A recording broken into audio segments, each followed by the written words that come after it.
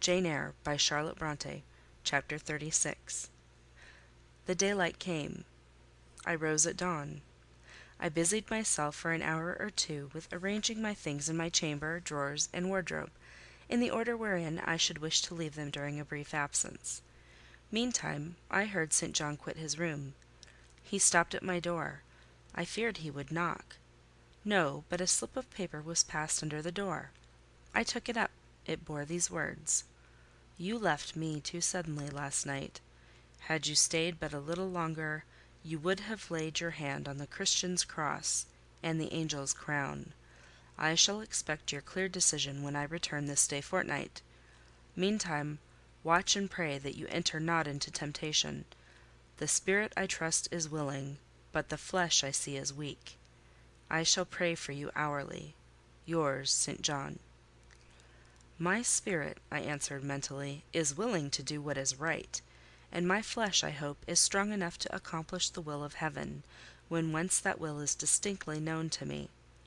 At any rate, it shall be strong enough to search, inquire, to grope an outlet from this crowd of doubt, and find the open day of certainty." It was the 1st of June, yet the morning was overcast and chilly. Rain beat fast on my casement. I heard the front door open and St. John pass out. Looking through the window, I saw him traverse the garden. He took the way over the misty moors in the direction of Whitcross. There he would meet the coach. "In a few more hours I shall succeed you in that track, cousin," I thought. "I too have a coach to meet at Whitcross. I too have some to see and ask after in England before I depart for ever."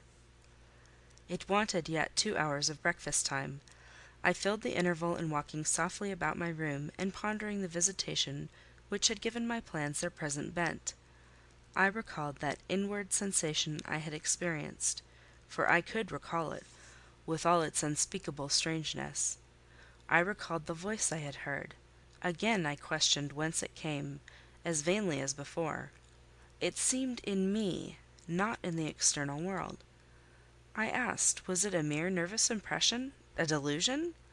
I could not conceive or believe. It was more like an inspiration. The wondrous shock of feeling had come like the earthquake which shook the foundations of Paul and Silas's prison. It had opened the doors of the soul's cell, and loosed its bands. It had wakened it out of its sleep, whence it sprang trembling, listening, aghast. Then vibrated thrice a cry on my startled ear, and in my quaking heart, and through my spirit, which neither feared nor shook, but exulted as if in joy over the success of one effort it had been privileged to make, independent of the cumbrous body. "Ere many days," I said, as I terminated my musings, "I will know something of him whose voice seemed last night to summon me. Letters have proved of no avail. Personal inquiry shall replace them." At breakfast I announced to Diana and Mary that I was going a journey, and should be absent at least 4 days. "Alone, Jane?" they asked. Yes, it was to see or hear news of a friend about whom I had for some time been uneasy.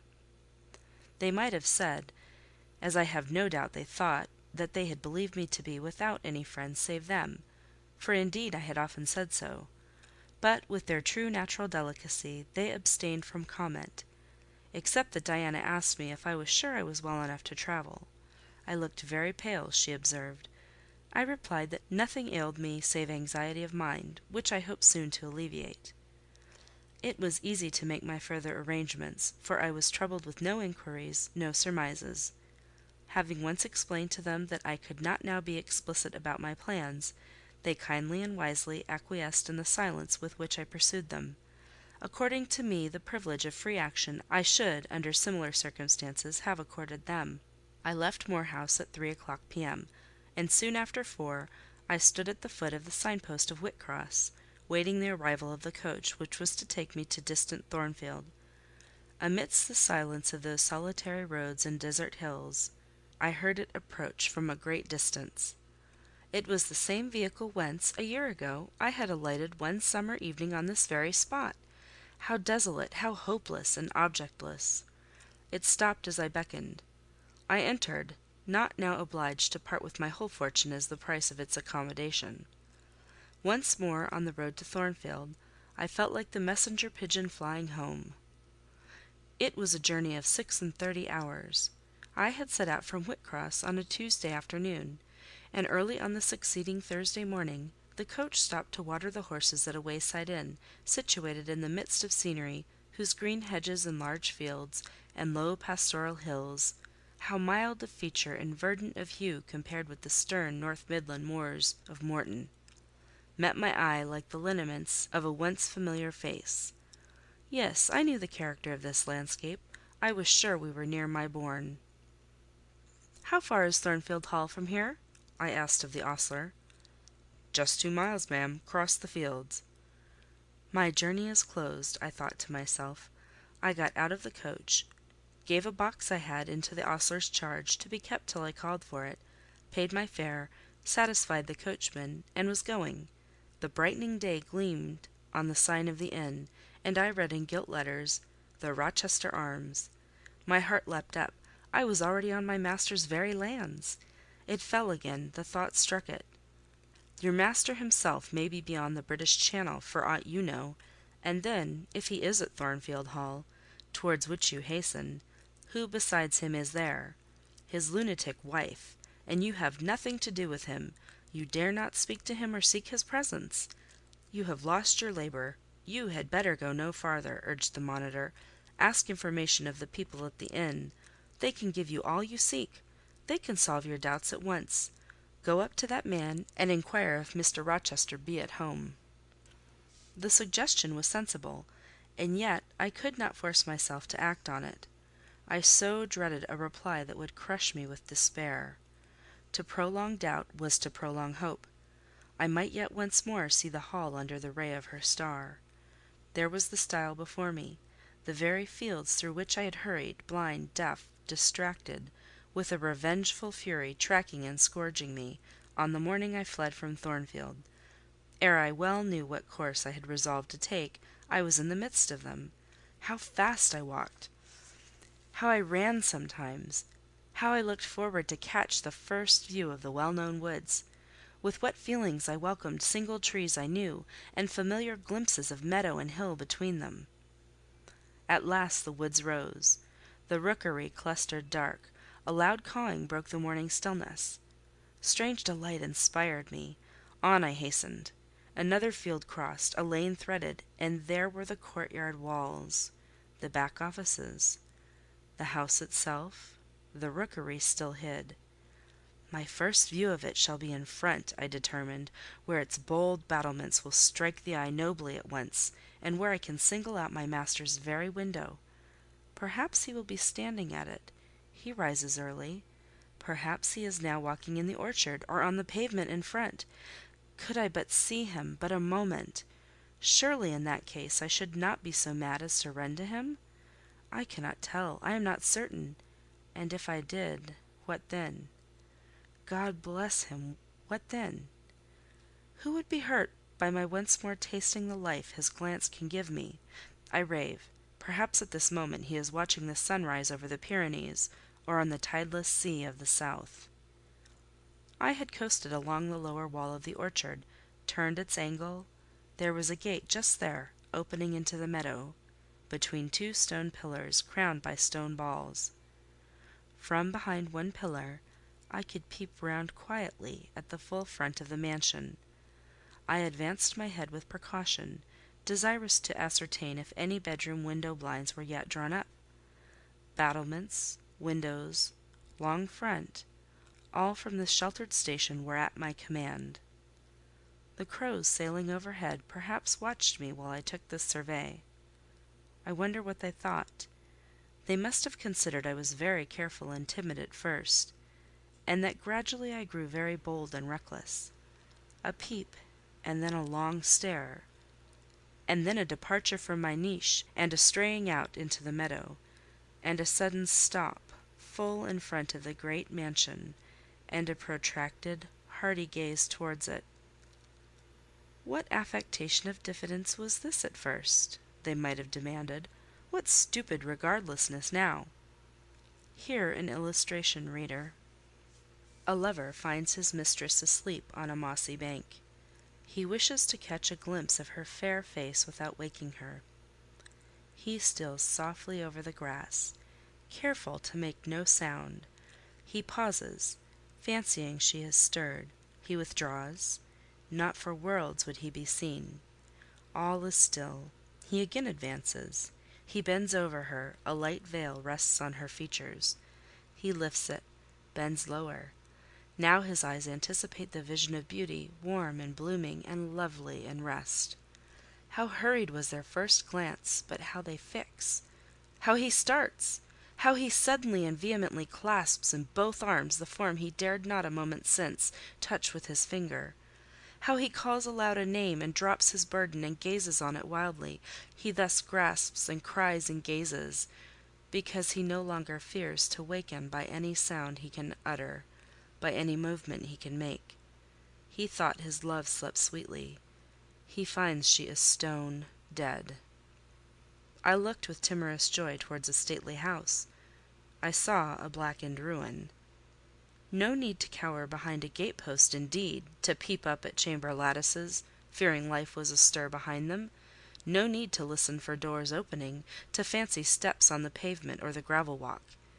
The lawn, the grounds were trodden and waste. The portal yawned void. The front was, as I had once seen it in a dream, but a shell-like wall, very high and very fragile-looking, perforated with paneless windows. No roof, no battlements, no chimneys: all had crashed in. And there was the silence of death about it, the solitude of a lonesome wild. No wonder that letters addressed to people here had never received an answer. As well dispatch epistles to a vault in a church aisle. The grim blackness of the stones told by what fate the hall had fallen. By conflagration. But how kindled? What story belonged to this disaster? What loss besides mortar and marble and woodwork had followed upon it? Had life been wrecked, as well as property? If so, whose? Dreadful question! There was no one here to answer it. Not even dumb sign, mute token. In wandering round the shattered walls and through the devastated interior, I gathered evidence that the calamity was not of late occurrence. Winter snows, I thought, had drifted through that void arch. Winter rains had beaten in at those hollow casements; for, amidst the drenched piles of rubbish, spring had cherished vegetation. Grass and weed grew here and there between the stones and fallen rafters. And oh, where meantime was the hapless owner of this wreck? In what land? Under what auspices?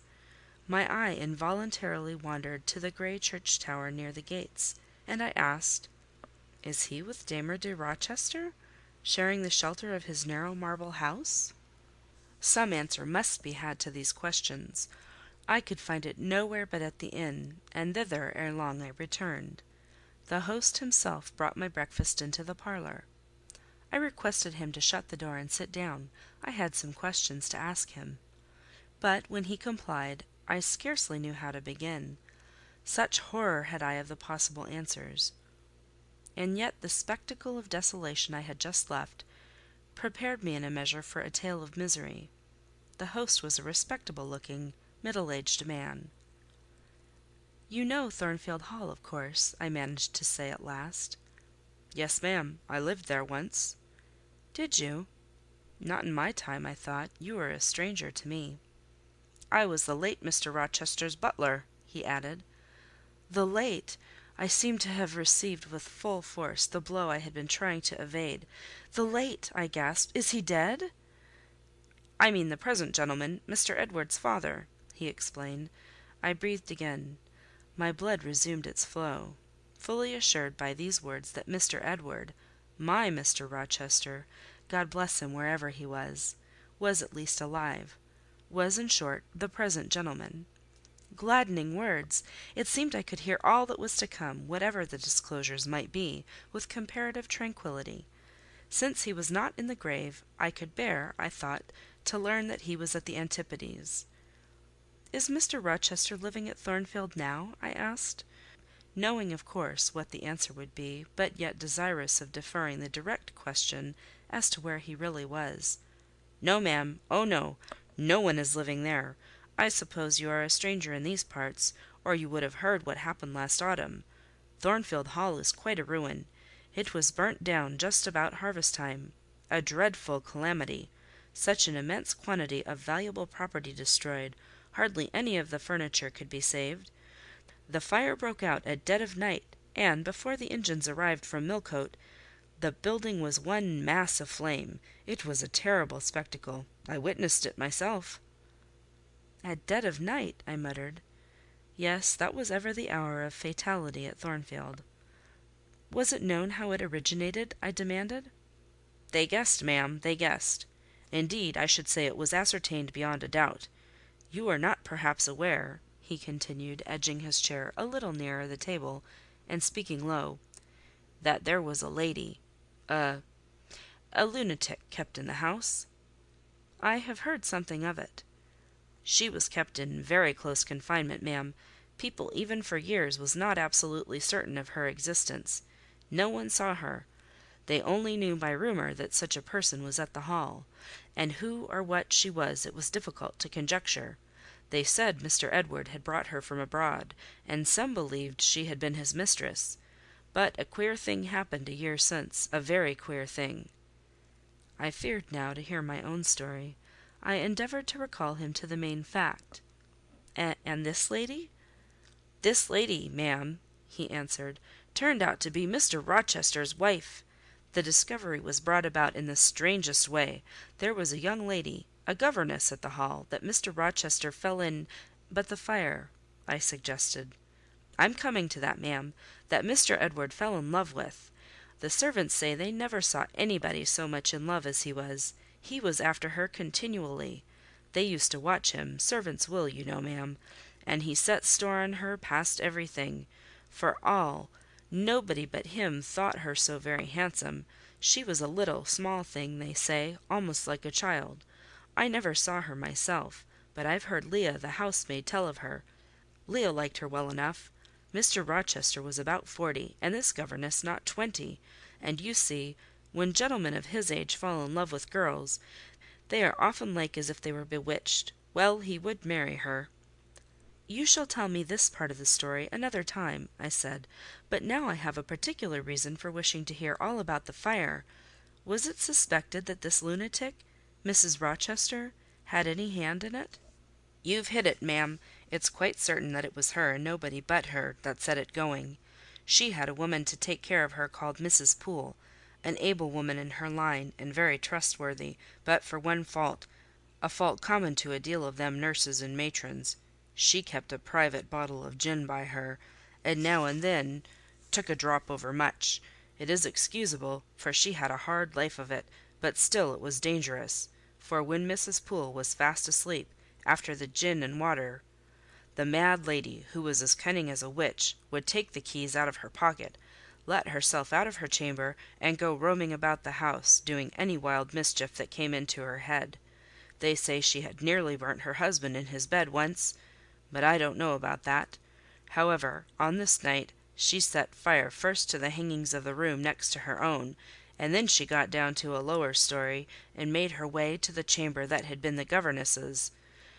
She was like as if she knew somehow how matters had gone on, and had a spite at her; and she kindled the bed there, but there was nobody sleeping in it, fortunately. The governess had run away 2 months before, and for all Mr. Rochester sought her, as if she had been the most precious thing he had in the world, he never could hear a word of her, and he grew savage, quite savage on his disappointment. He never was a wild man, but he got dangerous after he lost her. He would be alone, too. He sent Mrs. Fairfax, the housekeeper, away to her friends at a distance; but he did it handsomely, for he settled an annuity on her for life, and she deserved it. She was a very good woman. Miss Adèle, a ward he had, was put to school. He broke off acquaintance with all the gentry, and shut himself up, like a hermit, at the Hall." "What! He did not leave England?" "Leave England? Bless you, no. He would not cross the doorstones of the house except at night, when he walked just like a ghost about the grounds and in the orchard as if he had lost his senses, which it is my opinion he had; for a more spirited, bolder, keener gentleman than he was before that midge of a governess crossed him, you never saw, ma'am. He was not a man given to wine or cards or racing as some are, and he was not so very handsome; but he had a courage and a will of his own, if ever man had. I knew him from a boy, you see; and for my part, I have often wished that Miss Eyre had been sunk in the sea before she came to Thornfield Hall." "Then Mr. Rochester was at home when the fire broke out?" "Yes, indeed was he; and he went up to the attics when all was burning above and below, and got the servants out of their beds, and helped them down himself, and went back to get his mad wife out of her cell; and then they called out to him that she was on the roof, where she was standing, waving her arms above the battlements, and shouting out till they could hear her a mile off. I saw her and heard her with my own eyes. She was a big woman, and had long black hair; we could see it streaming against the flames as she stood. I witnessed, and several more witnessed Mr. Rochester ascend through the skylight on to the roof. We heard him call 'Bertha!' We saw him approach her, and then, ma'am, she yelled and gave a spring, and the next minute she lay smashed on the pavement." "Dead?" "Dead! Ay, dead as the stones on which her brains and blood were scattered." "Good God!" "You may well say so, ma'am. It was frightful." He shuddered. "And afterwards?" I urged. "Well, ma'am, afterwards the house was burnt to the ground. There are only some bits of walls standing now." "Were any other lives lost?" "No. Perhaps it would have been better if there had." "What do you mean?" "Poor Mr. Edward!" he ejaculated. "I little thought ever to have seen it. Some say it was a just judgment on him for keeping his first marriage secret, and wanting to take another wife while he had one living; but I pity him for my part." "You said he was alive!" I exclaimed. "Yes, yes, he is alive; but many think he had better be dead." "Why? How?" My blood was again running cold. "Where is he?" I demanded. "Is he in England?" "Ay, ay, he's in England. He can't get out of England, I fancy. He's a fixture now."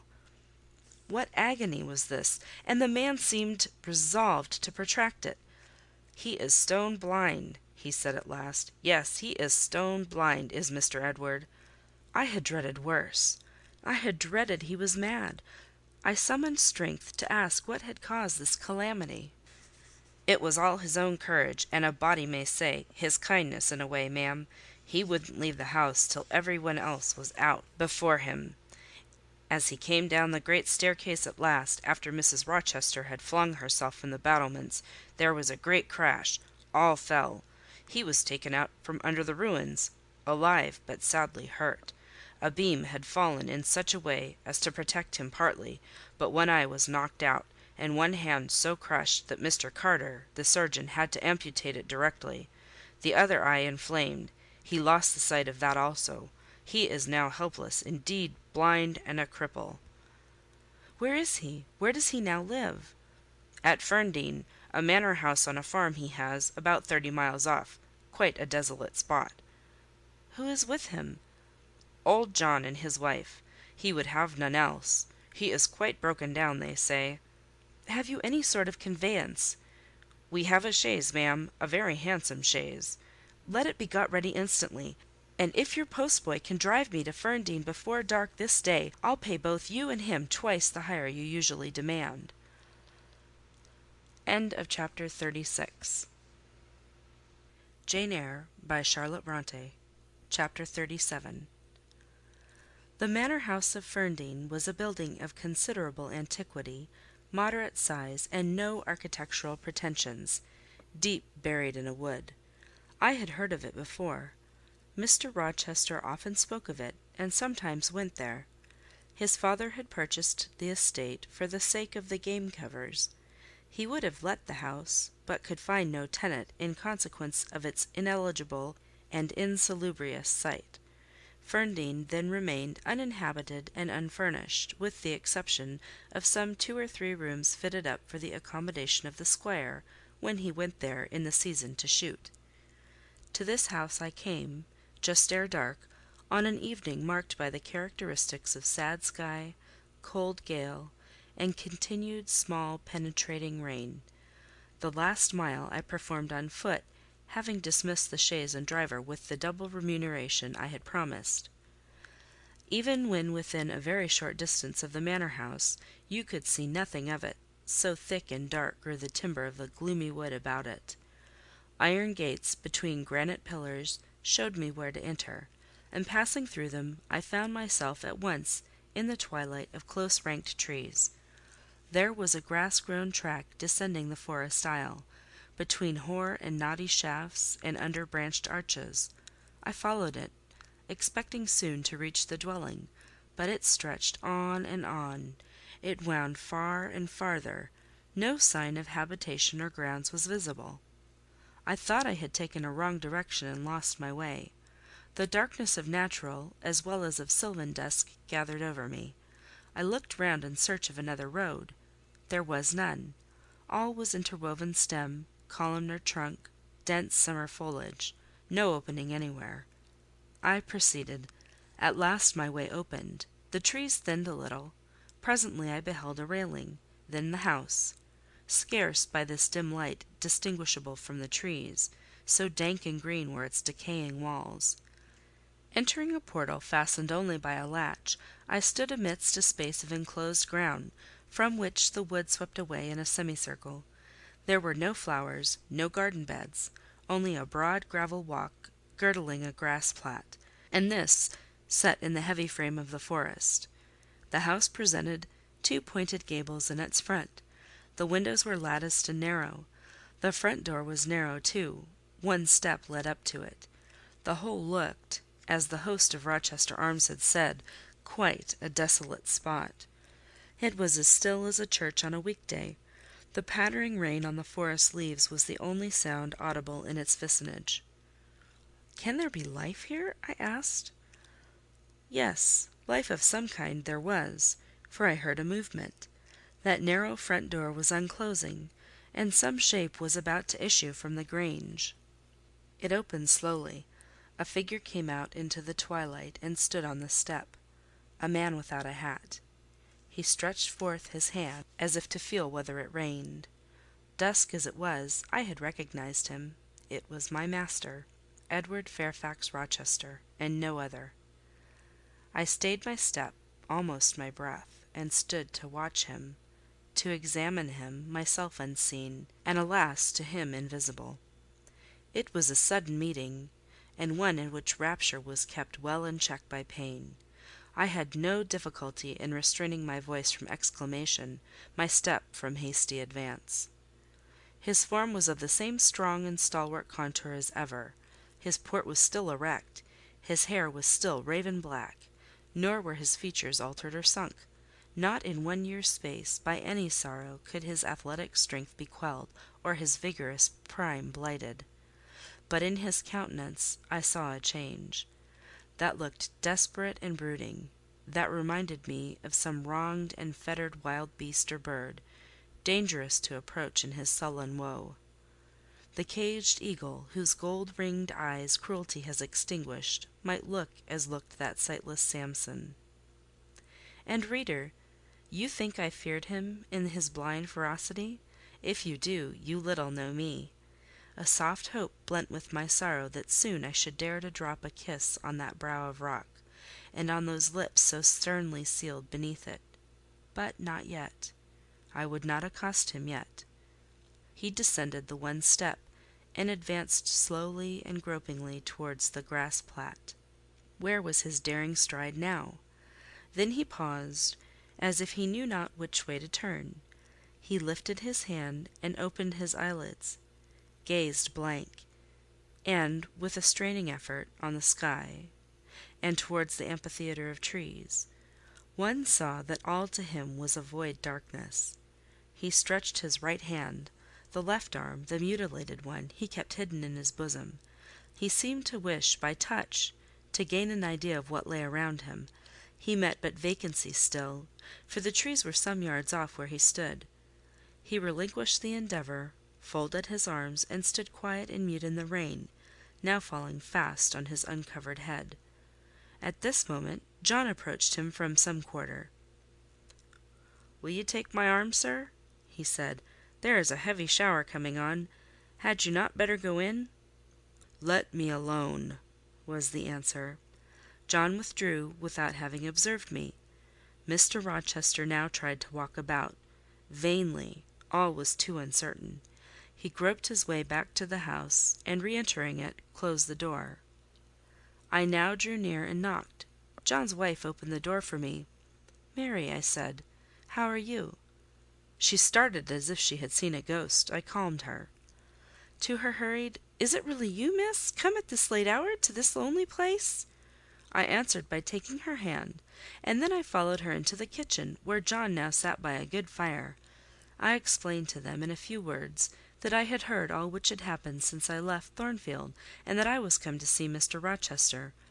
I asked John to go down to the turnpike house, where I had dismissed the chaise, and bring my trunk, which I had left there; and then, while I removed my bonnet and shawl, I questioned Mary as to whether I could be accommodated at the manor house for the night, and finding that arrangements to that effect, though difficult, would not be impossible, I informed her I should stay.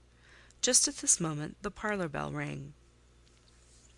"When you go in," said I, "tell your master that a person wishes to speak to him, but do not give my name." "I don't think he will see you," she answered. "He refuses everybody." When she returned, I inquired what he had said. "You are to send in your name and your business," she replied.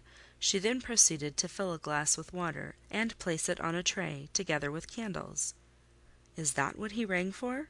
I asked. "Yes. He always has candles brought in at dark, though he is blind." "Give the tray to me: I will carry it in." I took it from her hand. She pointed me out the parlour door. The tray shook as I held it. The water spilt from the glass. My heart struck my ribs loud and fast. Mary opened the door for me, and shut it behind me. This parlour looked gloomy. A neglected handful of fire burnt low in the grate, and leaning over it, with his head supported against the high, old-fashioned mantelpiece, appeared the blind tenant of the room. His old dog Pilot lay on one side, removed out of the way, and coiled up as if afraid of being inadvertently trodden upon. Pilot pricked up his ears when I came in. Then he jumped up with a yelp and a whine, and he bounded towards me. He almost knocked the tray from my hands. I set it on the table, then patted him, and said softly, "Lie down." Mr. Rochester turned mechanically to see what the commotion was, but as he saw nothing, he returned and sighed. "Give me the water, Mary," he said. I approached him with the now only half-filled glass. Pilot followed me, still excited. "What is the matter?" he inquired. "Down, Pilot," I again said. He checked the water on its way to his lips, and seemed to listen. He drank and put the glass down. "This is you, Mary, is it not?" "Mary's in the kitchen," I answered. He put out his hand with a quick gesture, but not seeing where I stood, he did not touch me. "Who is this? Who is this?" he demanded, trying, as it seemed, to see with those sightless eyes, unavailing and distressing attempt. "Answer me! Speak again!" he ordered, imperiously and aloud. "Will you have a little more water, sir? I spilt half of what was in the glass," I said. "Who is it? What is it? Who speaks?" "Pilot knows me, and John and Mary know I am here. I came only this evening," I answered. "Great God! What delusion has come over me? What sweet madness has seized me?" "No delusion, no madness. Your mind, sir, is too strong for delusion; your health too sound for frenzy." "And where is the speaker? Is it only a voice? Oh, I cannot see, but I must feel, or my heart will stop and my brain burst. Whatever, whoever you are, be perceptible to the touch, or I cannot live." He groped. I arrested his wandering hand, and prisoned it in both mine. "Her very fingers!" he cried. "Her small, slight fingers! If so, there must be more of her." The muscular hand broke from my custody.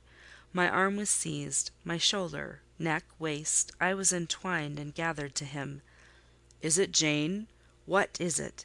This is her shape, this is her size." "And this is her voice," I added. "She is all here: her heart too. God bless you, sir! I am glad to be so near you again." "Jane Eyre, Jane Eyre," was all he said. "My dear master," I answered, "I am Jane Eyre. I have found you out. I am come back to you." "In truth? In the flesh? My living Jane?" "You touch me, sir: you hold me, and fast enough. I am not like a corpse, nor vacant like air, am I?" "My living darling! These are certainly her limbs, and these her features: but I cannot be so blessed, after all my misery. It is a dream: such dreams as I have had at night when I have clasped her once more to my heart, as I do now, and kissed her, as thus, and felt that she loved me, and trusted that she would not leave me." "Which I never will, sir, from this day." "Never will?" says the vision. But I always woke and found it an empty mockery, and I was desolate and abandoned, my life dark, lonely, hopeless, my soul athirst and forbidden to drink, my heart famished and never to be fed. Gentle, soft dream, nestling in my arms now, you will fly too, as your sisters have all fled before you. But kiss me before you go. Embrace me, Jane. There, sir, and there. I pressed my lips to his once brilliant and now rayless eyes. I swept his hair from his brow and kissed that too. He suddenly seemed to arouse himself. The conviction of the reality of all this seized him. "Is it you? Is it, Jane? You are come back to me, then?" "I am." "And you do not lie dead in some ditch under some stream, and you are not a pining outcast amongst strangers?" "No, sir. I am an independent woman now." "Independent? What do you mean, Jane?" "My uncle in Madeira is dead, and he left me £5000." "Ah, this is practical, this is real!" he cried. "I should never dream that. Besides, there is that peculiar voice of hers, so animating and piquant, as well as soft. It cheers my withered heart; it puts life into it. What, Janet, are you an independent woman? A rich woman?" "Quite rich, sir. If you won't let me live with you, I can build a house of my own, close up to your door, and you may come and sit in my parlour when you want company of an evening." "But as you are rich, Jane, you have now, no doubt, friends who will look after you, and not suffer you to devote yourself to a blind lameder like me?" "I told you I am independent, sir, as well as rich. I am my own mistress." "And you will stay with me?" "Certainly, unless you object. I will be your neighbour, your nurse, your housekeeper. I find you lonely: I will be your companion, to read to you, to walk with you, to sit with you, to wait on you, to be eyes and hands to you. Cease to look so melancholy, my dear master: you shall not be left desolate so long as I live." He replied not. He seemed serious, abstracted. He sighed. He half opened his lips as if to speak. He closed them again. I felt a little embarrassed. Perhaps I had too rashly overleapt conventionalities, and he, like St. John, saw impropriety in my inconsiderateness. I had indeed made my proposal from the idea that he wished and would ask me to be his wife. An expectation, not the less certain because unexpressed, had buoyed me up, that he would claim me at once as his own. But no hint to that effect escaping him, and his countenance becoming more overcast, I suddenly remembered that I might have been all wrong, and was perhaps playing the fool unwittingly, and I began gently to withdraw myself from his arms, but he eagerly snatched me closer. "No, no, Jane, you must not go. No, I have touched you, heard you, felt the comfort of your presence, the sweetness of your consolation. I cannot give up these joys. I have little left in myself: I must have you. The world may laugh, may call me absurd, selfish, but it does not signify. My very soul demands you: it will be satisfied, or it will take deadly vengeance on its frame." "Well, sir, I will stay with you. I have said so." "Yes, but you understand one thing by staying with me, and I understand another.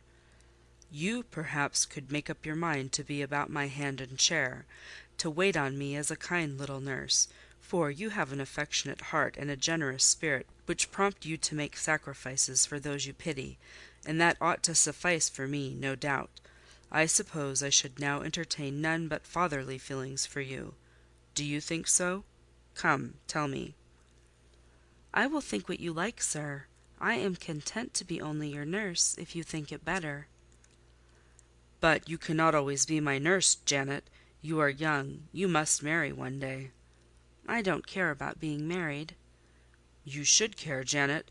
If I were what I once was, I would try to make you care. But a sightless block!" He relapsed again into gloom. I, on the contrary, became more cheerful, and took fresh courage. These last words gave me an insight as to where the difficulty lay, and as it was no difficulty with me, I felt quite relieved from my previous embarrassment. I resumed a livelier vein of conversation. "It is time some one undertook to rehumanize you," said I, parting his thick and long uncut locks, "for I see you are being metamorphosed into a lion, or something of that sort. You have a faux air of Nebuchadnezzar in the fields about you, that is certain. Your hair reminds me of eagle's feathers. Whether your nails are grown like bird's claws or not, I have not yet noticed." "On this arm I have neither hand nor nails," he said, drawing the mutilated limb from his breast and showing it to me. "It is a mere stump, a ghastly sight. Don't you think so, Jane?" "It is a pity to see it, and a pity to see your eyes, and the scar of fire on your forehead; and the worst of it is, one is in danger of loving you too well for all this, and making too much of you." "I thought you would be revolted, Jane, when you saw my arm and my cicatrized vision." "Did you? Don't tell me so, lest I should say something disparaging to your judgment. Now, let me leave you an instant to make a better fire and have the hearth swept up. Can you tell when there is a good fire?" "Yes, with the right eye I see a glow, a ruddy haze." "And you see the candles?" "Very dimly. Each is a luminous cloud." "Can you see me?" "No, my fairy, but I am only too thankful to hear and feel you." "When do you take supper?" "I never take supper." "But you shall have some to-night. I am hungry. So are you, I dare say, only you forget." Summoning Mary, I soon had the room in more cheerful order. I prepared him likewise a comfortable repast. My spirits were excited, and with pleasure and ease I talked to him during supper, and for a long time after. There was no harassing restraint, no repressing of glee and vivacity with him, for with him I was at perfect ease because I knew I suited him. All I said or did seemed either to console or revive him. Delightful consciousness! It brought to life and light my whole nature. In his presence I thoroughly lived, and he lived in mine. Blind as he was, smiles played over his face, joy dawned on his forehead, his lineaments softened and warmed. After supper, he began to ask me many questions of where I had been, what I had been doing, how I had found him out; but I gave him only very partial replies. It was too late to enter into particulars that night. Besides, I wished to touch no deep thrilling chord, to open no fresh well of emotion in his heart. My sole present aim was to cheer him. Cheered, as I have said, he was, and yet but by fits. If a moment's silence broke the conversation, he would turn restless, touch me, then say, "Jane." "You are altogether a human being, Jane? You are certain of that?" "I conscientiously believe so, Mr. Rochester." "Yet how, on this dark and doleful evening, could you so suddenly rise on my lone hearth? I stretched my hand to take a glass of water from a hireling, and it was given me by you. I asked a question, expecting John's wife to answer me, and your voice spoke at my ear." "Because I had come in Mary's stead with the tray." "And there is enchantment in the very hour I am now spending with you. Who can tell what a dark, dreary, hopeless life I have dragged on for months past? Doing nothing, expecting nothing, merging night and day, feeling but the sensation of cold when I let the fire go out, of hunger when I forgot to eat, and then a ceaseless sorrow, and at times a very delirium of desire to hold my Jane again. Yes, for her restoration I longed, far more than for that of my lost sight. How can it be that Jane is with me, and says she loves me? Will she not depart as suddenly as she came? To-morrow, I fear, I shall find her no more." A commonplace, practical reply, out of the train of his own disturbed ideas, was, I was sure, the best and most reassuring for him in this frame of mind. I passed my finger over his eyebrows, and remarked that they were scorched, and that I would apply something which should make them grow as broad and black as ever. "Where is the use of doing me good in any way, beneficent spirit, when at some fatal moment you will again desert me, passing like a shadow, whither and how to me unknown, and for me remaining afterwards undiscoverable?" Have you a pocket comb about you, sir? "What for, Jane?" Just to comb out this shaggy black mane. I find you rather alarming when I examine you close at hand. You talk of my being a fairy, but I am sure you are more like a brownie." "Am I hideous, Jane?" "Very, sir. You always were, you know." "Humph! The wickedness has not yet been taken out of you wherever you have sojourned." Yet I have been with good people, far better than you, 100 times better people, possessed of ideas and views you never entertained in your life, quite more refined and exalted." "Who the deuce have you been with?" "If you twist in that way you will make me pull the hair out of your head, and then I think you will cease to entertain doubts of my substantiality." "Who have you been with, Jane?" "You shall not get it out of me to-night, sir. You must wait till to-morrow. To leave my tale half told will, you know, be a sort of security that I shall appear at your breakfast table to finish it. By the by, I must mind not to rise on your hearth with only a glass of water then. I must bring an egg at the least, to say nothing of fried ham." "You mocking changeling! Fairy born and human bred! You make me feel as I have not felt these 12 months. If Saul could have had you for his David, the evil spirit would have been exorcised without the aid of the harp." "There, sir, you are redd up and made decent. Now I'll leave you. I have been travelling these last 3 days, and I believe I am tired. Good night." "Just one word, Jane. Were there only ladies in the house where you have been?" I laughed and made my escape, still laughing as I ran upstairs. "A good idea," I thought with glee. "I see I have the means of fretting him out of his melancholy for some time to come." Very early the next morning I heard him up and astir, wandering from one room to another. As soon as Mary came down, I heard the question, "Is Miss Eyre here?" Then, "Which room did you put her into? Was it dry? Is she up? Go and ask if she wants anything, and when she will come down." I came down as soon as I thought there was a prospect of breakfast. Entering the room very softly, I had a view of him before he discovered my presence. It was mournful indeed to witness the subjugation of that vigorous spirit to a corporeal infirmity. He sat in his chair, still but not at rest, expectant evidently, the lines of now habitual sadness marking his strong features. His countenance reminded one of a lamp quenched, waiting to be relit, and alas, it was not himself that could now kindle the lustre of animated expression: he was dependent on another for that office. I had meant to be gay and careless, but the powerlessness of the strong man touched my heart to the quick. Still I accosted him with what vivacity I could. "It is a bright sunny morning, sir," I said. "The rain is over and gone, and there is a tender shining after it. You shall have a walk soon." I had wakened the glow. His features beamed. "Oh, you are indeed there, my skylark! Come to me. You are not gone, not vanished? I heard one of your kind an hour ago, singing high over the wood, but its song had no music for me, any more than the rising sun had rays. All the melody on earth is concentrated in my Jane's tongue to my ear. I am glad it is not naturally a silent one. All the sunshine I can feel is in her presence." The water stood in my eyes to hear this avowal of his dependence, just as if a royal eagle, chained to a perch, should be forced to entreat a sparrow to become its purveyor. But I would not be lachrymose. I dashed off the salt drops, and busied myself with preparing breakfast. Most of the morning was spent in the open air. I led him out of the wet and wild wood into some cheerful fields. I described to him how brilliantly green they were, how the flowers and hedges looked refreshed, how sparklingly blue was the sky. I sought a seat for him in a hidden and lovely spot, a dry stump of a tree, nor did I refuse to let him, when seated, place me on his knee. Why should I, when both he and I were happier nearer than apart?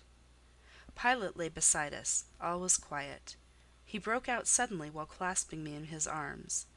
"Cruel, cruel deserter! Oh, Jane, what did I feel when I discovered you had fled from Thornfield, and when I could nowhere find you, and, after examining your apartment, ascertained you had taken no money, nor anything which could serve as an equivalent. A pearl necklace I had given you lay untouched in its little casket. Your trunks were left corded and locked as they had been prepared for the bridal tour. What could my darling do, I asked, left destitute and penniless? And what did she do? Let me hear now." Thus urged, I began the narrative of my experience for the last year. I softened considerably what related to the 3 days of wandering and starvation, because to have told him all would have been to inflict unnecessary pain. The little I did say lacerated his faithful heart deeper than I wished. "I should not have left him thus," he said, "without any means of making my way. I should have told him my intention.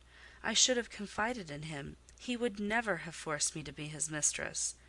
Violent as he had seemed in his despair, he, in truth, loved me far too well and too tenderly to constitute himself my tyrant. He would have given me half his fortune without demanding so much as a kiss in return, rather than I should have flung myself friendless on the wide world. I had endured, he was certain, more than I had confessed to him. "Well, whatever my sufferings had been, they were very short," I answered; and then I proceeded to tell him how I had been received at Moor House, how I had obtained the office of schoolmistress, etc. The accession of fortune, the discovery of my relations, followed in due order. Of course, St. John Rivers' name came in frequently in the progress of my tale.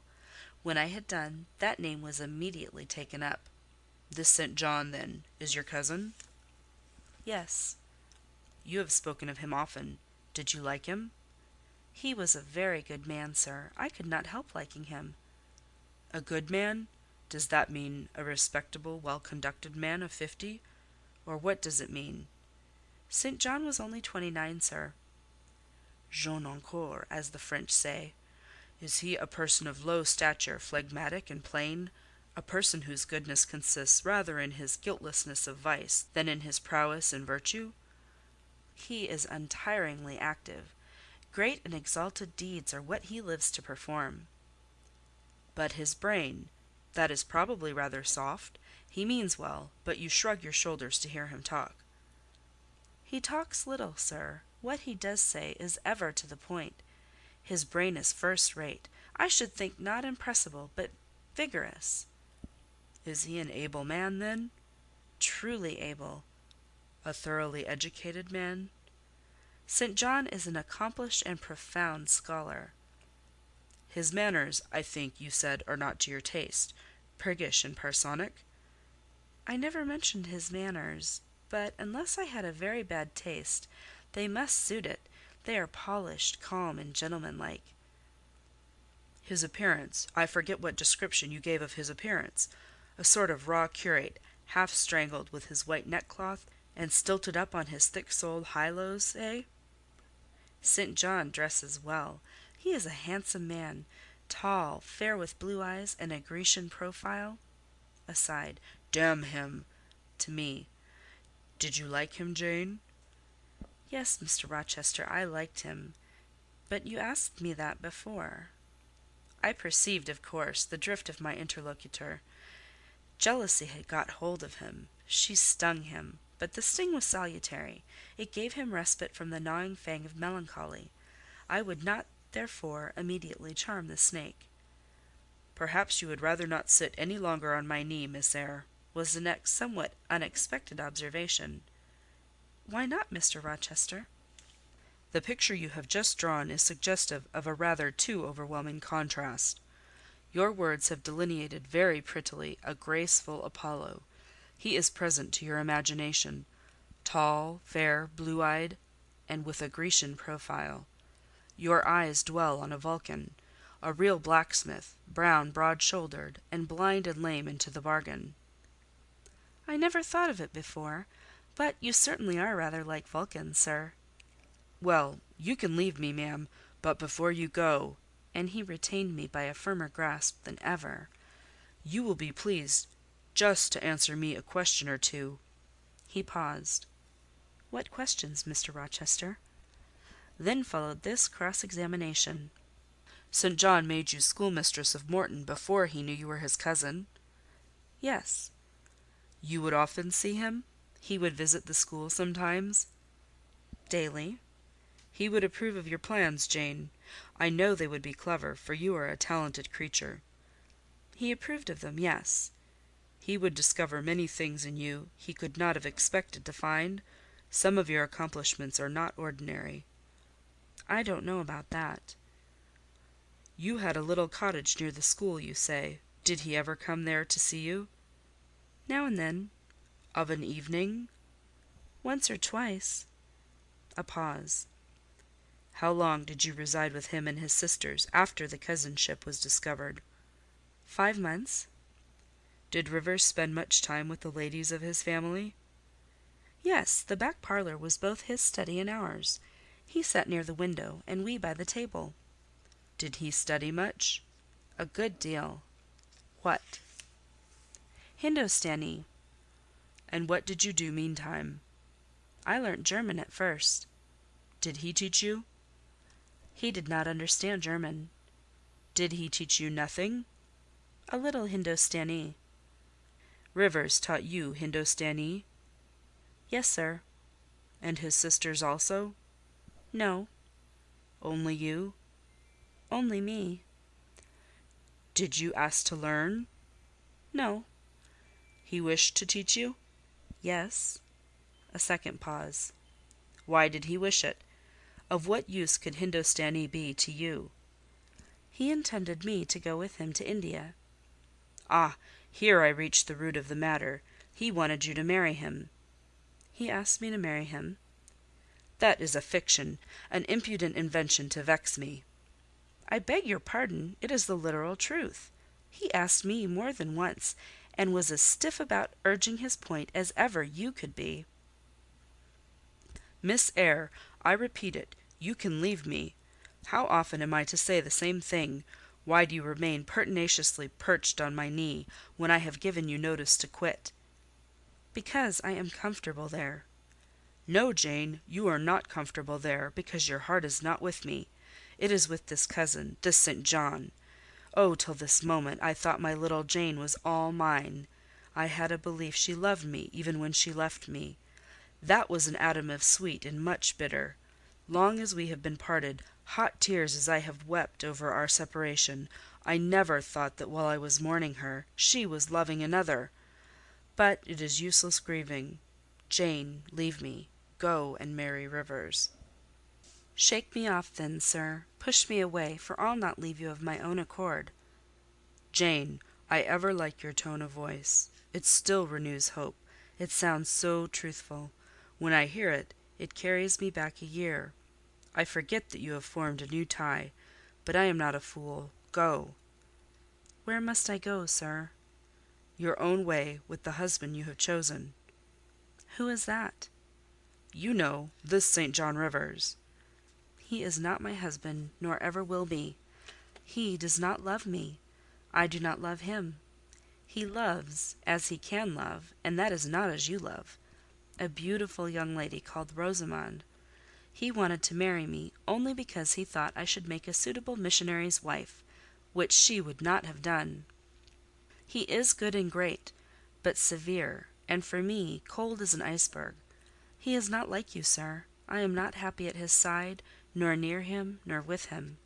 He has no indulgence for me, no fondness. He sees nothing attractive in me, not even youth, only a few useful mental points. Then I must leave you, sir, to go to him?" I shuddered involuntarily, and clung instinctively closer to my blind but beloved master. He smiled. "What, Jane? Is this true? Is such really the state of matters between you and Rivers?" "Absolutely, sir. Oh, you need not be jealous. I wanted to tease you a little to make you less sad. I thought anger would be better than grief. But if you wish me to love you, could you but see how much I do love you, you would be proud and content. All my heart is yours, sir. It belongs to you, and with you it would remain, were fate to exile the rest of me from your presence for ever." Again, as he kissed me, painful thoughts darkened his aspect. "My seared vision, my crippled strength," he murmured regretfully. I caressed in order to soothe him. I knew of what he was thinking, and wanted to speak for him, but dared not. As he turned aside his face a minute, I saw a tear slide from under the sealed eyelid, and trickle down the manly cheek. My heart swelled. "I am no better than the old lightning-struck chestnut tree in Thornfield orchard," he remarked ere long. "And what right would that ruin have to bid a budding woodbine cover its decay with freshness?" "You are no ruin, sir, no lightning-struck tree. You are green and vigorous. Plants will grow about your roots whether you ask them or not, because they take delight in your bountiful shadow; and as they grow they will lean towards you, and wind round you, because your strength offers them so safe a prop." Again he smiled. I gave him comfort. "You speak of friends, Jane?" he asked. "Yes, of friends," I answered rather hesitatingly, for I knew I meant more than friends, but could not tell what other word to employ. He helped me. "Ah, Jane, but I want a wife." "Do you, sir?" "Yes. Is it news to you?" "Of course. You said nothing about it before." "Is it unwelcome news?" "That depends on circumstances, sir. On your choice." "Which you shall make for me, Jane. I will abide by your decision."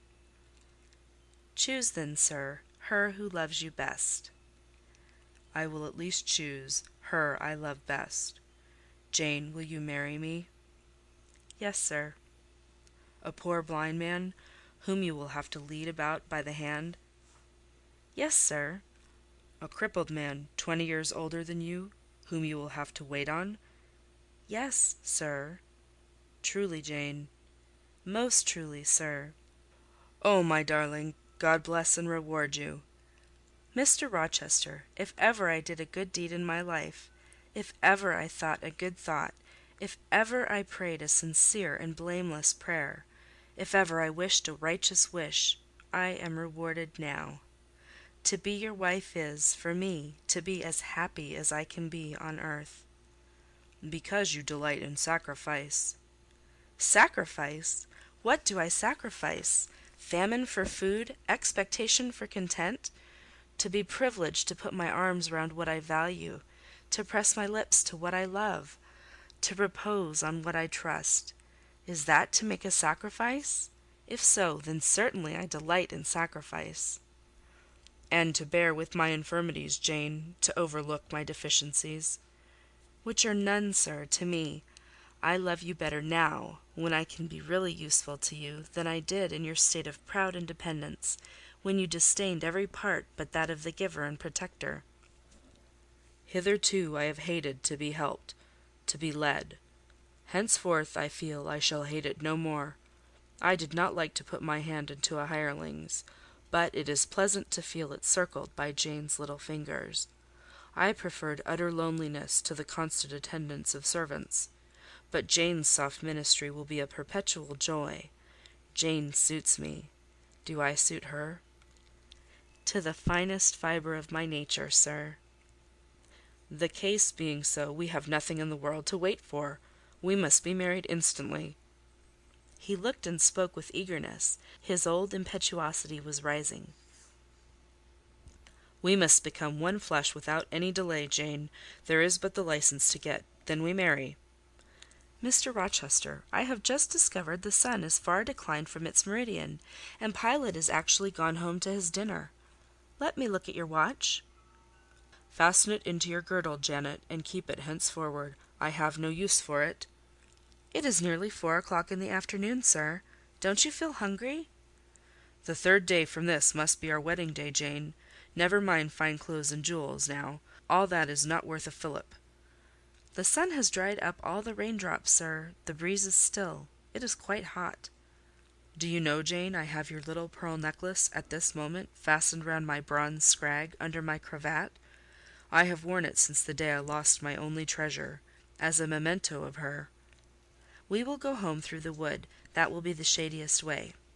He pursued his own thoughts without heeding me.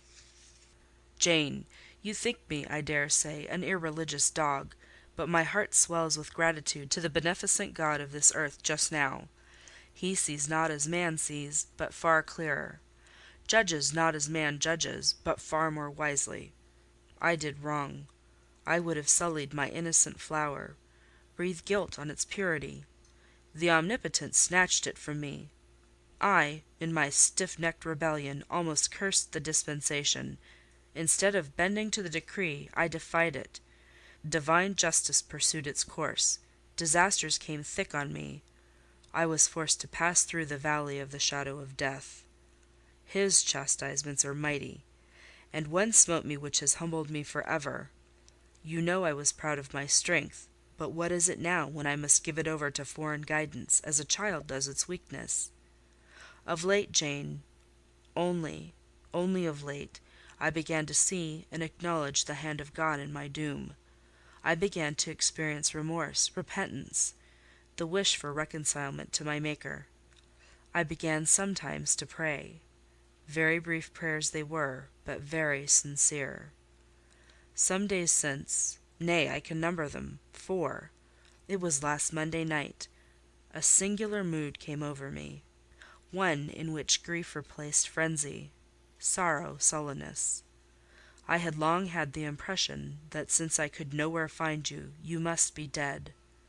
Late that night, perhaps it might be between 11 and 12 o'clock, ere I retired to my dreary rest, I supplicated God that, if it seemed good to him, I might soon be taken from this life, and admitted to that world to come, where there was still hope of rejoining Jane.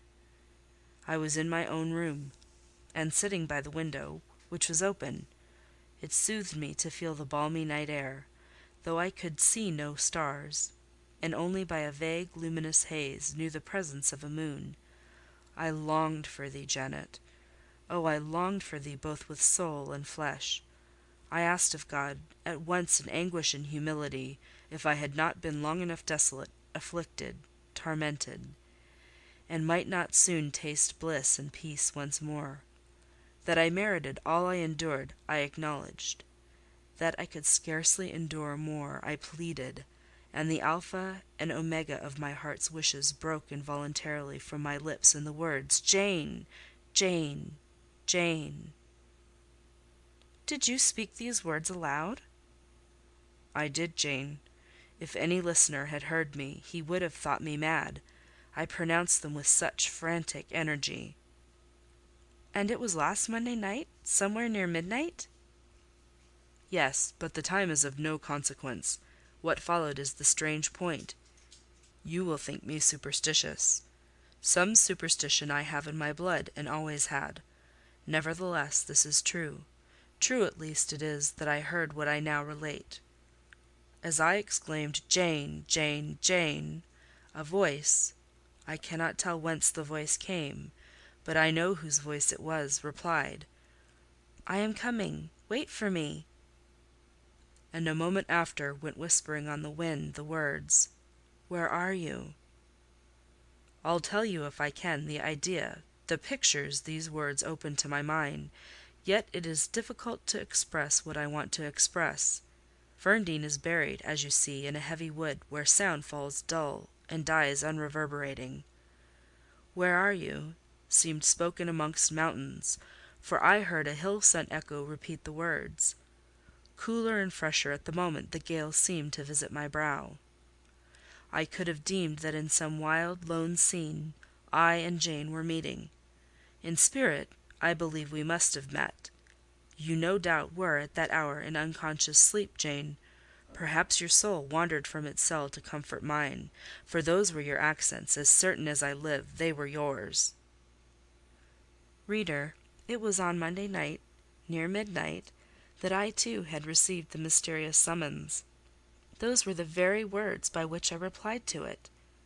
I listened to Mr. Rochester's narrative, but made no disclosure in return. The coincidence struck me as too awful and inexplicable to be communicated or discussed. If I told anything, my tale would be such as must necessarily make a profound impression on the mind of my hearer; and that mind, yet from its sufferings too prone to gloom, needed not the deeper shade of the supernatural. I kept these things then, and pondered them in my heart. "You cannot now wonder," continued my master, "that when you rose upon me so unexpectedly last night, I had difficulty in believing you any other than a mere voice and vision, something that would melt to silence and annihilation, as the midnight whisper and mountain echo had melted before. Now, I thank God, I knew it to be otherwise. Yes, I thank God." He put me off his knee, rose, and reverently lifting his hat from his brow, and bending his sightless eyes to the earth, he stood in mute devotion.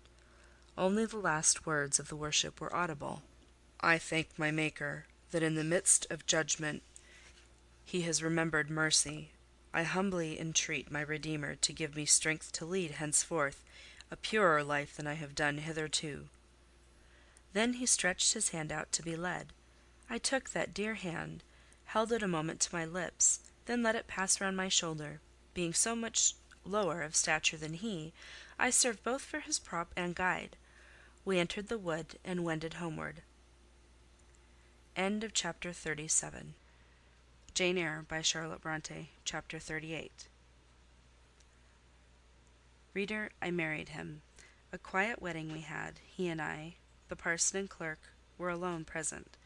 When we got back from church, I went into the kitchen of the manor house, where Mary was cooking the dinner and John cleaning the knives, and I said, "Mary, I have been married to Mr. Rochester this morning."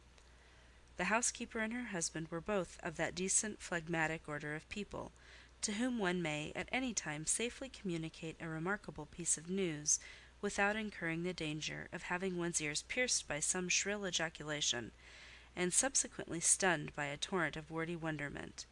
Mary did look up, and she did stare at me. The ladle with which she was basting a pair of chickens roasting at the fire did for some 3 minutes hang suspended in the air, and for the same space of time John's knives also had a rest from the polishing process. But Mary, bending again over the roast, said only, "Have you, miss? Well, for sure." A short time after she pursued, "I seed you go out with the master, but I didn't know you were gone to church to be wed," and she basted away. John, when I turned to him, was grinning from ear to ear. "I telled Mary how it would be," he said. "I knew what Mr. Edward—" John was an old servant, and had known his master when he was the cadet of the house, therefore he often gave him his Christian name. "I knew what Mr. Edward would do, and I was certain he would not wait long neither, and he's done right, for aught I know. I wish you joy, miss," and he politely pulled his forelock. "Thank you, John. Mr. Rochester told me to give you and Mary this." I put into his hand a £5 note. Without waiting to hear more, I left the kitchen. In passing the door of that sanctum some time after, I caught the words, "She'll happen do better for him nor any o' t' grand ladies." And again, "If she bean't one o' the handsomest, she's noan foul and very good natured, and i' his een she's fair beautiful: onybody may see that." I wrote to Moor House and to Cambridge immediately, to say what I had done, fully explaining also why I had thus acted. Diana and Mary approved this step unreservedly. Diana announced that she would just give me time to get over the honeymoon, and then she would come and see me. "She had better not wait till then, Jane," said Mr. Rochester, when I read her letter to him. "If she does, she will be too late, for our honeymoon will shine our life long. Its beams will only fade over your grave or mine." How St. John received the news, I don't know. He never answered the letter in which I communicated it. Yet 6 months after he wrote to me, without, however, mentioning Mr. Rochester's name, or alluding to my marriage. His letter was then calm, and though very serious, kind. He has maintained a regular, though not frequent correspondence ever since. He hopes I am happy, and trusts I am not one of those who live without God in the world, and only mind earthly things. You have not quite forgotten little Adèle, have you, reader? I had not.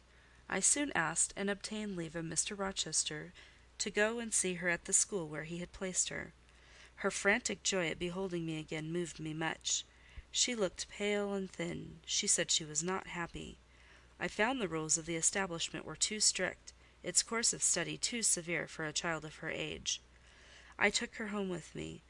I meant to become her governess once more, but I soon found this impracticable. My time and cares were now required by another; my husband needed them all. So I sought out a school conducted on a more indulgent system, and near enough to permit of my visiting her often, and bringing her home sometimes. I took care she should never want for anything that could contribute to her comfort. She soon settled in her new abode, became very happy there, and made fair progress in her studies. As she grew up, a sound English education corrected in a great measure her French defects; and when she left school, I found in her a pleasing and obliging companion, docile, good-tempered, and well-principled. By her grateful attention to me and mine, she has long since well repaid any little kindness I ever had it in my power to offer her. My tale draws to its close. One word respecting my experience of married life, and one brief glance at the fortunes of those whose names have most frequently recurred in this narrative, and I have done. I have now been married 10 years. I know what it is to live entirely for and with what I love best on earth. I hold myself supremely blessed beyond what language can express, because I am my husband's life as fully as he is mine. No woman was ever nearer to her mate than I am, ever more absolutely bone of his bone and flesh of his flesh. I know no weariness of my Edward's society; he knows none of mine, any more than we each do of the pulsation of the heart that beats in our separate bosoms. Consequently, we are ever together. To be together is for us to be at once as free as in solitude, as gay as in company. We talk, I believe, all day long. To talk to each other is but a more animated and an audible thinking. All my confidence is bestowed on him, all his confidence is devoted to me. We are precisely suited in character; perfect concord is the result. Mr. Rochester continued blind for the first 2 years of our union. Perhaps it was that circumstance that drew us so very near, that knit us so very close; for I was then his vision, as I am still his right hand. Literally, I was, what he often called me, the apple of his eye. He saw nature, he saw books through me; and never did I weary of gazing for his behalf, and of putting into words the effect of field, tree, town, river, cloud, sunbeam, of the landscape before us, of the weather around us, and impressing by sound on his ear what light could no longer stamp on his eye. Never did I weary of reading to him; never did I weary of conducting him where he wished to go, of doing for him what he wished to be done. And there was a pleasure in my services, most full, most exquisite, even though sad, because he claimed these services without painful shame or damping humiliation. He loved me so truly that he knew no reluctance in profiting by my attendance. He felt that I loved him so fondly, that to yield that attendance was to indulge my sweetest wishes. One morning at the end of the 2 years, as I was writing a letter to his dictation, he came and bent over me, and said— "Jane, have you a glittering ornament round your neck?" I had a gold watch chain. I answered, "Yes." "And have you a pale blue dress on?" I had. He informed me then that for some time he had fancied the obscurity clouding one eye was becoming less dense, and that now he was sure of it. He and I went up to London. He had the advice of an eminent oculist, and he eventually recovered the sight of that one eye. He cannot now see very distinctly; he cannot read or write much, but he can find his way without being led by the hand. The sky is no longer a blank to him, the earth no longer a void. When his firstborn was put into his arms, he could see that the boy had inherited his own eyes, as they once were, large, brilliant, and black. On that occasion, he again, with a full heart, acknowledged that God had tempered judgment with mercy. My Edward and I then are happy. and the more so because those we most love are happy likewise. Diana and Mary Rivers are both married. Alternately, once every year, they come to see us, and we go to see them. Diana's husband is a captain in the navy, a gallant officer and a good man. Mary's is a clergyman, a college friend of her brother's, and from his attainments and principles worthy of the connection. Both Captain Fitzjames and Mr. Wharton love their wives, and are loved by them. As to St. John Rivers, he left England. He went to India. He entered on the path he had marked for himself. He pursues it still. A more resolute, indefatigable pioneer never wrought amidst rocks and dangers. Firm, faithful, and devoted, full of energy, and zeal, and truth, he labours for his race. He clears their painful way to improvement. He hews down like a giant the prejudices of creed and caste that encumber it. He may be stern, he may be exacting, he may be ambitious yet, but his is the sternness of the warrior Greatheart, who guards his pilgrim convoy from the onslaught of Apollyon. His is the exaction of the apostle, who speaks but for Christ, when he says, "Whosoever will come after me, let him deny himself, and take up his cross, and follow me." His is the ambition of the high master spirit, which aims to fill a place in the first rank of those who are redeemed from the earth, who stand without fault before the throne of God, who share the last mighty victories of the Lamb, who are called, and chosen, and faithful. St. John is unmarried. He never will marry now. Himself has hitherto sufficed to the toil, and the toil draws near its close. His glorious sun hastens to its setting. The last letter I received from him drew from my eyes human tears, and yet filled my heart with divine joy. He anticipated his sure reward, his incorruptible crown. I know that a stranger's hand will write to me next, to say that the good and faithful servant has been called at length into the joy of his Lord. And why weep for this? No fear of death will darken St. John's last hour. His mind will be unclouded, his heart will be undaunted, his hope will be sure, his faith steadfast. His own words are a pledge of this. "My Master," he says, "has forewarned me. Daily he announces more distinctly, 'Surely I come quickly,' and hourly I more eagerly respond, 'Amen, even so come, Lord Jesus.'" End of Jane Eyre by Charlotte Brontë.